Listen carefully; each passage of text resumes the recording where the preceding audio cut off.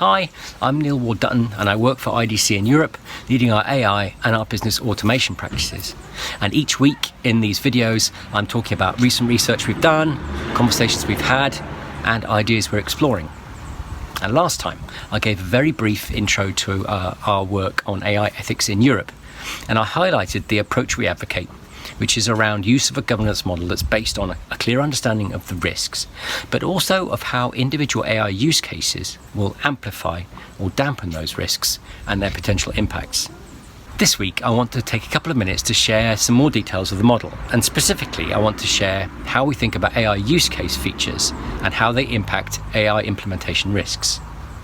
To be clear, what we're advocating is that organizations implementing AI think clearly and consistently about each target use case individually, and that's because different use cases can and will have very different risk profiles. Now, in our model, we consider 5 use case features. 3 of them relate to the intent of the use case, and 2 of the features relate to the implementation of the use case. The first use case feature is the scale of the intended deployment in terms of its impact. How many people or how much business are going to be touched by this use case? The second is the opacity of the intent. How clear is the intent of the use case to users and other stakeholders? And how clear are the implications and risks of use to them? For example, imagine an AI-powered game aimed at consumers that allows you to personalize aspects of your avatar and your playstyle, and then uses that data to place you in a consumer segment that then determines how search results are ranked and presented to you. That's pretty opaque and potentially highly problematic.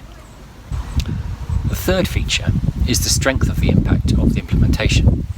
Are decisions being made automatically by this system? How serious are the implications if something goes wrong? For example, a system that determines if you're eligible for health insurance or even early parole has a much stronger impact than, for example, a system that predicts what kind of imagery to show you on a commerce site to get you to buy a product. The fourth feature is the complexity of the tools and the approaches that you're going to employ. Is the implementation going to be based around algorithms and approaches that are relatively simple to understand?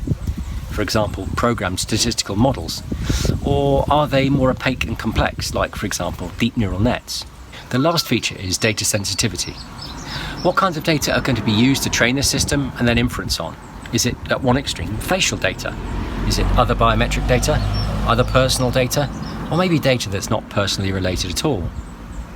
If you assess each AI use case based on these 5 features, you'll end up with a heat map, if you like, of what kinds of risks you most need to manage and where.